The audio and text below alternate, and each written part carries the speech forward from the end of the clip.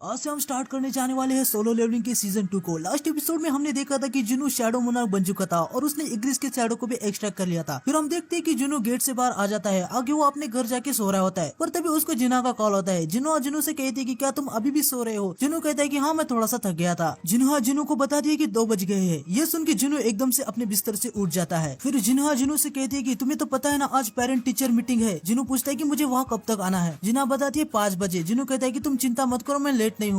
जिना कहती कि मुझे पता है, पर जब तुम यहाँ पहुँचोगे तो मुझे एक कॉल जरूर करना। जिनू को जिना के होम रूम टीचर से मिला था। वो अपने कपड़ों को देखता है। वो समझ जाते हैं कि उसे कुछ अच्छे कपड़े पहन के जाना चाहिए। आगे हम देखते हैं कि जुनू एक बैंक में अपना डेबिट कार्ड और बैंक अकाउंट अपडेट करने आया होता है। बैंक की एक एम्प्लॉय जुनू का बैंक अकाउंट अपडेट कर देती है। तभी वो जुनू के अकाउंट में 1.4 बिलियन वॉन को देख के शॉक हो जाती है। वो जुनू से पूछते कि तुम काम क्या करते हो? जुनू बताते कि मैं एक हंटर हूँ। बैंक एम्प्लॉय को पता होता है कि हंटर अच्छा खासा कमा लेते हैं। वो सोच रहे होती कि जुनू कोई हाई रैंक का हंटर होगा। तभी मौके पे चौका मारते हैं। वो बैंक एम्प्लॉय जुनू को अपने बैंक में न्यू इन्वेस्टमेंट में इन्वेस्ट करने को कहती है, पर जुनू तुरंत मना कर देता है। जुनू जिना के स्कूल आ जाता है। जुनू को देख के जिन्हा अलग ही मुंह बना लेती है। वो जुनू से कहती है कि तुम कौन हो? तुमने असली जुनू के साथ क्या किया? जुनू से पूछता है कि क्या मैं अच्छा नहीं दिख रहा? जिना कहती है मुझे कोई आइडिया नहीं, कोई इतना कैसे चेंज हो सकता है? जुनू उसे कहता है कि मुझे तुम्हारे होमरूम टीचर से मिला था, क्या मुझे कोई स्लाइड के साथ ट्रैक सूट को पहनना चाहिए था? फिर जिना जुनू को होमरूम टीचर के पास ले जा रही होती है। सारी लड़कियां जुनू को देख के शॉक हो रही थी। तभी जिना जुनू से कहती है कि तुम तो काफी पॉपुलर हो और देखा जाए तो तुम्हारी कोई गर्लफ्रेंड भी नहीं है, क्या मैं इधर किसी के साथ तुम्हारी सेटिंग करा दूं? लेकिन जुनू उसके गाल पकड़ के खींचता है और उसे चुप करा देता है। आगे वो जिन्हा के होमरूम टीचर से मिलता है। जिन्हा के होमरूम टीचर जुनू से कहती कि मुझे नहीं पता था कि जिन्हा का भाई इतना हैंडसम है। जुनू मन में कह रहा होता है कि वो भी इसी स्कूल से ग्रेजुएट हुआ है, पर वो इनसे पहली बार मिल रहा है। आगे वो टीचर जुनू को बताती है कि जिन्हा के ग्रेड्स काफी अच्छे है, वो दिल की भी बहुत अच्छी है, तो तुम्हें उसकी चिंता करने की कोई भी जरूरत नहीं है। मुझे उसके फ्यूचर की भी कोई चिंता नहीं है। तुम्हें तो जिन्हा का गोल पता ही होगा, उसे स्कूल के मेडिकल को अटेंड करना है। जुनू कहता है कि हाँ मुझे पता है। आगे टीचर बताती है कि जिन्हा के practical score, grades, report card सब कुछ एक्सीलेंट है। वो अपने गोल को हासिल भी कर सकती है, फिर भी उसमें कुछ ज्यादा प्रेशर मत डालना। जुनू कहता है मैं समझ गया। टीचर जुनू से कहती है कि तुम एक हंटर हो ना, अगर जिना अवेक हो जाए तो तुम क्या उसे हंटर बनने दोगे? जुनू कहता है बिल्कुल भी नहीं। टीचर कहती है कि मैं समझ गई, मैंने तुमसे ये इसलिए पूछा क्योंकि एक स्टूडेंट स्कूल छोड़ना चाहती है क्योंकि वो अवेक हो गई है और वो कुछ दिनों से स्कूल में भी नहीं आ रही। अगर ऐसे ही चलता रहा तो स्कूल को उस पर एक्शन लेना होगा। अगर वो हंटर भी बन गई तो कोई बात नहीं, लेकिन कम से कम उसे अपना ग्रेजुएशन तो कम्प्लीट करना चाहिए। जुनू उसे पूछ रहा होता है कि उसकी रैंक क्या है। टीचर बताती कि मुझे हंटर के बारे में कुछ खास तो पता नहीं, लेकिन जितना मैंने सुना है उसका रैंक सबसे लोएस्ट है। जुनू समझ जाते हैं कि उसका रैंक ई है और जुनू खुद भी एक ई रैंक हंटर रह चुका है, तो वो समझ जाता है कि उससे मरने में जरा सा भी टाइम नहीं लगेगा। टीचर जुनू से कहती है कि अगर तुम्हें कोई परेशानी नहीं है तो तुम क्या एक काम करोगे? वैसे वो जिना की एक फ्रेंड है, तो क्या तुम उसको कम से कम स्कूल फिनिश करने के लिए मनाओगे? जुनू उनसे कहता है कि क्या वो जिना की फ्रेंड है? टीचर कहती है हाँ, उसका नाम है हान सोंगी। फिर हमें इवनिंग में दिखा दिया जहाँ जुनू एक अपार्टमेंट के नीचे आकर खड़ा था। तभी वहाँ पे एक लड़की आती है जो कोई और नहीं बल्कि सोंगी ही होती है। सोंगी जुनू से कह रही होती कि मिस्टर आप यहाँ पे क्या कर रहे हो? क्या आप वही हंटर हो जिसे टीचर ने मुझसे बात करने के लिए कहा था? जुनू सोंगी को उसकी और जिना की फोटो दिखाता है और पूछता है कि क्या तुम इस लड़की को जानती हो? क्या तुम इस लड़की की फ्रेंड हो? सोंगी कहती है कि हाँ ये तो जिना है। क्या आप उसके बड़े भाई है? मैं आपसे मिलने हॉस्पिटल में आई थी जब आप एडमिट थे। अब मुझे सब समझ आ रहा है, आप मेरे होमरूम टीचर को कैसे जानते हो, क्योंकि आप जिना के बड़े भाई हो। जुनू उसे कहता है कि वैसे हमारी कुछ ज्यादा जान पहचान नहीं है। फिर जुनू उसे डंजन के बारे में बताने लगता है। रेगुलर अटैक मैजिक बीस्ट पे काम नहीं करते, तुम्हारे पास एक हथियार होना चाहिए, पर तुमने हथियार भी ले लिया तो वो ज्यादा नहीं टिकेगा, तुम्हें बार बार उन्हें खरीदना होगा, इसलिए ई रैंक हंटर को प्रॉफिट कमाने में बहुत ज्यादा मुश्किल होती है। क्या तुम बिना हथियार लड़ने के बारे में सोच रहे हो? ये मत कहना कि तुम बस पैसे कमाने के लिए हंटर बनना चाहती हो। लेकिन सोंगी जिनों से कह रही होती कि आप यहाँ पे मुझे लेक्चर देने आ रहे हो तो इसके बारे में भूल जाओ, आप भी तो मेरी तरह एक ई रैंक हंटर हो। जिनू मन में कह रहा होता है कि मुझे पता था कि ये लड़की जिद्दी होगी। खैर मैं भी तो ऐसा ही था। वो उसे कह रहा होता है कि चिंता मत करो, मैं तुम्हें यहाँ क्विट करने के लिए मनाने वाला नहीं हूँ। जिनू मन में कहता है जब तक तुम उस खतरनाक दुनिया को अपनी आंखों से नहीं देखोगी तुम्हें कुछ भी समझ नहीं आने वाला। सोंगी कहने लगती है कि तो आप यहाँ पे क्यों आए हो? जिनू उसे कहता है कि मैं तुम्हें एक ग्रेट हंटर बनाने वाला हूँ। फिर हमें एयरपोर्ट को दिखाते हैं जहाँ होंग डॉन्स को आया होता है। उसका वेलकम करने जिनचुल भी आया था। डोंगसू जिनचुल से कहता है कि हंटर गिल्ड को मुझसे क्या काम, तुम यहाँ पे क्या करने आए हो? वैसे तुम्हें देख के मुझे अच्छा ही लगा है। जिनचुल उसे कहता है नॉर्मल सी बात है, एक एस रैंक का हंटर कोरिया में आया है, इसकी इन्फॉर्मेशन हमारे सर्विलियंस डिवीजन टीम को पहले से ही पता चल गई थी। डोंगसू से कहता है कि क्या सर्विलियंस टीम तुम अभी भी उस बुड्ढे चेयरमैन गोगुन के लिए काम करते हो? तुम उसके राइट हैंड हो ना? अगर मैं तुम्हारी जगह होता तो मैं उस बुड्ढे की बैंड बजा के खुद राज करता। जिनचू उसे कहता है कि आप यहाँ पे कब तक रुकने वाले हो? डोंगसू उसे कहता है कि मैं यहाँ पे ज्यादा नहीं रुकने वाला, जैसे ही मेरा काम खत्म हो जाएगा मैं यहाँ से चला जाऊंगा। जिनचू उसे कहता है कि आपका काम ए रैंक के जिन्हो और डी रैंक के जिन्हो से तो नहीं है। डोंगसू उसे कहता है कि मुझे सर्विलियंस एजेंट से यही उम्मीद थी, तुम्हें पता होने के बाद भी तुम मुझसे पूछ रहे हो, क्या तुम मुझे रोकोगे? जिनचुल कहता है कि मैं तो बस अपना काम कर रहा था सर। तभी वो पीछे से 2 लो रैंक के हंटर को जाते हुए देखता है। डोंगसू जिनचुल से से कह रहा होता है कि मुझे तुम हमेशा से ही पसंद थे, स्कैवेंजर गिल्ड को ज्वाइन करने के बारे में क्या सोचते हो, हम तुम्हें उस बुड्ढे से अच्छा पे करेंगे। जिनचुल मन में बोल रहा होता है कि हंटर को डोंगसो और उसके बड़े भाई पे पहले से ही शक था। जैसे लिजर्ड अपने खुद के पूंछ को काटती है वैसे ही इनका बड़ा भाई और ये हंटर्स को मार डालते थे, लेकिन कुछ भी सबूत न मिलने के कारण हम कुछ भी नहीं कर पाए थे। अगली सीन में हम देखते हैं कि जिन्हों सोंगी को व्हाइट टाइगर गिल्ड के ट्रेनिंग गेट जो न्यू हंटर्स के लिए है उसके पास लेके आया था, जिसका इंतजाम जिन्हों के रिक्वेस्ट में मिस्टर आहम ने किया था, जो कि व्हाइट गिल्ड टाइगर के सेकंड डिवीजन के चीफ थे। पहले ये सब एक दूसरे को इंट्रोड्यूस कराते हैं। मिस्टर आहम को इराक हंटर सोंगी से कुछ ज्यादा एक्सपेक्टेशन नहीं थी, लेकिन तभी उसे याद आता है कि जुनू भी तो एक इराक हंटर है, इसलिए वो सीधे अभी कंक्लूजन पे नहीं आता। उसे लग रहा होता है कि जुनू व्हाइट टाइगर गिल्ड में इंटरेस्टेड है। मिस्टर आहम बता रहे होते कि इस जगह पे काफी ज्यादा गेट ओपन होते रहते हैं, तो यहाँ पे ज्यादा लोग नहीं रहते, लेकिन आज एक सी रैंक का गेट भी ओपन हुआ है जो इनके लिए अभी फिलहाल के लिए ट्रेनिंग के लिए बेस्ट है। तभी वहाँ पे एक फुल आर्मर में बंदा आता है। वो कहता है कि ऑलरेडी 9 बज चुके हैं, बातें बंद करो और अंदर चलो। जिन्हों कहता है कि ये कौन है। मिस्टर आहम बताते कि ये हमारा न्यू ए रैंक हंटर है जो कि एक टैंक है। जब हमने आप यहाँ पे आ रहे हैं इसके बारे में उसको बताया तो वो इससे थोड़ा सा नाराज हो गया है। उसको लगता है कि हम किसी ट्रिप पे जा रहे हैं। उसका नाम किम चुल है और वो आज की स्ट्राइक स्क्वाड को लीड करने वाला है। आज की स्ट्राइक स्क्वाड में एक ए रैंक, 7 बी रैंक और 4 सी रैंक के हंटर्स है, जो कि टोटल 12 मेंबर्स है। मैं जानता हूँ कि ए रैंक और बी रैंक हंटर्स सी गेट के लिए ज्यादा ही है, माना कि उनकी रैंक ज्यादा है, लेकिन वो न्यू हंटर्स है। जुनू कहता है फिर भी ए रैंक और बी रैंक कुछ ज्यादा ही हो गए। वो मन में सोचता है कि इस रेट से कुछ भी सीखने को नहीं मिलेगा, लेकिन इससे सोंगी को जरूर पता चलेगा कि हाई रैंक के हंटर के सामने ए रैंक कुछ भी नहीं कर पाते। आगे वो डंजन के अंदर जाने लगते हैं, लेकिन जैसे ही जुनू अंदर जाने लगता है उसे अजीब सा फील होता है और हम देखते हैं कि डंजन पूरा का पूरा रेड कलर में बदल जाता है। जुनू को खतरा सेंस होता है। वो समझ जाता है कि उनको यहाँ से जल्दी